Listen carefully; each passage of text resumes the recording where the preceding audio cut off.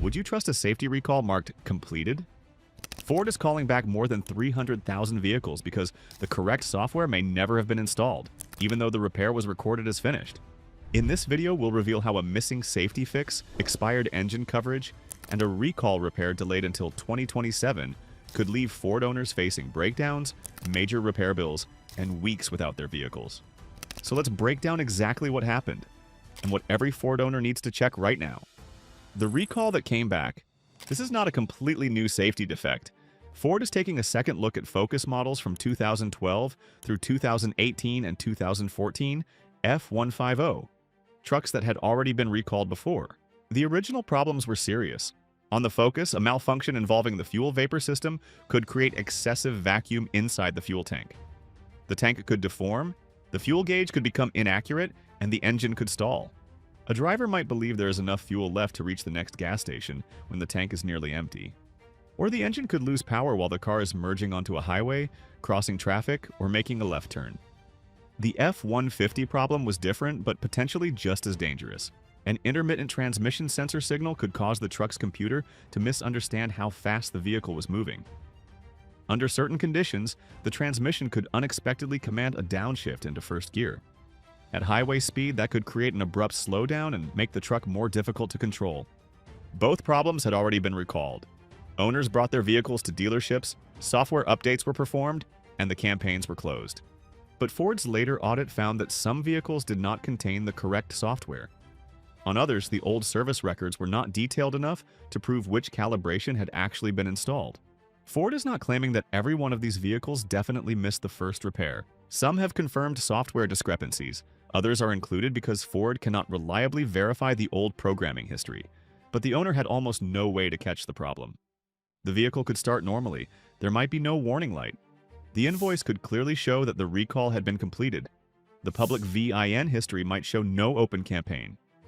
The driver followed the instructions, visited the dealership, and had every reason to believe the safety risk was gone. Now more than 300,000 vehicles are being called back, so Ford can determine whether the correct software is actually there. The repair owners could not verify. The dangerous part of a software mistake is that the owner cannot see it. There is no missing bolt, leaking hose, or obviously defective replacement part. The dashboard usually looks exactly the same before and after the update. Unless a technician reconnects the correct diagnostic equipment and checks the installed software numbers, the customer has no practical way to confirm the repair independently. That is what Ford is changing this time. Dealers will inspect the affected vehicles and update the powertrain control software when necessary, but the technician must also validate the installed software before the new recall can be closed. In plain English, completing the programming session is no longer enough. The dealership must confirm that the correct calibration is actually inside the vehicle. Ford told federal regulators that it was not aware of crashes or injuries specifically connected to these newly identified incomplete remedies. That is important context. It would be inaccurate to claim that these newly discovered software discrepancies have already caused a confirmed wave of accidents. But a safety recall only protects the owner when the remedy is actually installed. Has your Ford ever shown a completed recall that later had to be performed again? Tell us in the comments because other owners need to know how often this happens. When a known engine defect becomes your bill, the software recalls expose one problem. The repair may not have been properly installed. The EcoBoost coolant intrusion story exposes another. An owner can have symptoms that closely match Ford's own technical documents and still end up paying for the engine because the failure appeared after a coverage deadline. The warning signs may initially look minor. The coolant level slowly drops, but there is no obvious puddle. The engine runs rough for several seconds after a cold start. A check engine light appears and later disappears. White exhaust may be visible when the engine is cold. The owner adds coolant and keeps driving because the vehicle still seems usable. But coolant may be entering one or more cylinders. And the repair described in Ford's own documents is not a new cap, hose, or inexpensive sensor. For certain Escape and Fusion models equipped with the 1.5-liter EcoBoost engine, Ford created a customer satisfaction program that could provide a one-time short block replacement when coolant intrusion was confirmed. The coverage lasted 7 years or 84,000 miles from the vehicle's warranty start date, whichever came first. There was another condition. An earlier software program had to be completed before the engine repair coverage became available. For vehicles already beyond the normal time or mileage limit, Ford offered a temporary no-cost repair period. That temporary offer ended on November 30th, 2022. So an owner today can arrive at the dealership with disappearing coolant, cold start misfires, white exhaust, and symptoms matching Ford's own documentation, and still be told that the special coverage has expired. The 2.0-liter EcoBoost documentation is even more dramatic. For certain Ford and Lincoln models, technicians are instructed to pressure test the cooling system, remove the spark plugs, inspect the cylinders with a borescope, and replace the complete long block engine assembly if coolant is found inside. But here's the distinction many owners discover too late.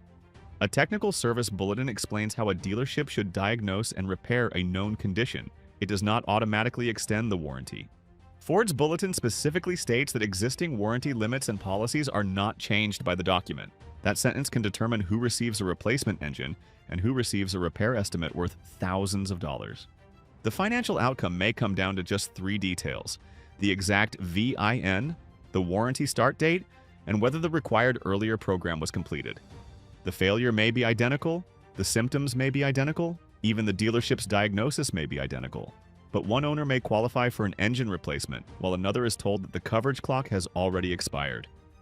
The repair that may not be ready. Now consider an even stranger situation. Ford identifies a safety risk, announces a free recall, and tells the owner that the permanent repair is not yet available. One major 2026 campaign involves more than 4 million Ford and Lincoln vehicles because a software communication problem can interrupt the operation of trailer equipment. When a trailer is connected, the defect can affect the trailer's stop lamps and turn signals. On certain configurations, it can also eliminate trailer braking functions. Ford estimated that approximately 1% of the recalled vehicles may actually contain the defect. The repair is expected to involve a software update, either delivered over the air or installed by a dealership. But another Ford recall presents a much more complicated risk. It covers more than 740,000 Ford and Lincoln trucks and SUVs. Under certain conditions, the transmission parking pole may temporarily engage while the vehicle is moving. That can damage the parking system. If damage occurs, the transmission may later fail to hold the vehicle securely in park, unless the parking brake is applied. Ford reported that it was aware of 24 allegations of property damage and 9 alleged injuries associated with the condition. Those are reported allegations, not final determinations that the defect caused every incident. The planned remedy includes updated software and inspection, and replacement of damaged transmission components when necessary. But notifications that the permanent repair is available are scheduled to begin in April 2027 and continue in phases. Think about that from the owner's perspective. The manufacturer has identified the risk. The government recall exists. The repair is supposed to be free, but the owner may still be months away from having the final remedy performed. Subscribe to AutoPulse TV for recall stories explained without the hype, and before they turn into repair bills. When the dealer cannot fix it quickly. Even after Ford approves the repair, the vehicle may still sit for weeks because the dealership does not have the part, the technician, or an available service bay. This matters because not every recall can be solved with a quick over-the-air update. An engine replacement, transmission inspection, intermittent electrical diagnosis, or camera calibration can occupy a skilled technician for hours or days. Ford CEO Jim Farley has said that Ford dealerships had roughly 6,000 service bays without technicians to staff them. Across the dealership industry, the estimated annual shortage is roughly 37,000 technicians, and modern technicians are expected to diagnose software, electronics, hybrid systems, and major mechanical failures, sometimes on the same vehicle. That is where an official free repair can become a practical nightmare. The engine may be approved but back-ordered. The part may arrive, but the specialist may not be available. The vehicle may be returned after a software update, only for the warning to appear again. Meanwhile, the owner may still be making monthly payments, paying for transportation, or fighting over rental car coverage. The question is no longer simply, can Ford repair the vehicle? It becomes, how long will the vehicle sit? Who pays for the rental? Will the repair still be covered when the part arrives? And what happens if the same problem returns? That is how a vehicle with a documented repair procedure begins to feel unfixable. What Ford owners should do. There are 3 rules Ford owners should remember. First, do not stop when the dealer says there is no active recall on the VIN. A vehicle may have no open safety recall and still qualify for a warranty extension, customer satisfaction program, original warranty, or another Ford field service action. Ask the dealer to check the vehicle through Ford's internal OASIS system, not only through the public recall database. If you own an affected Focus or F-15, O. Ask whether the correct software has been installed and validated under the newest campaign, not simply whether the old recall shows completed. Second, document everything. If your vehicle is losing coolant, photograph the level when the engine is cold. Record the date and mileage. Save warning messages, diagnostic codes, towing bills, rental receipts, and every repair order. If the dealership cannot reproduce the problem, make sure the exact complaint is still written down. A dated repair order may later prove that the condition was reported before the warranty or special coverage expired. Third, ask for specific diagnostic results in writing. If the dealer says there is no external coolant leak, ask whether the cooling system was pressure tested and whether the cylinders were inspected for internal coolant intrusion. Do not leave with only a verbal explanation. And do not continue driving a severely misfiring or overheating engine because the warning light disappears.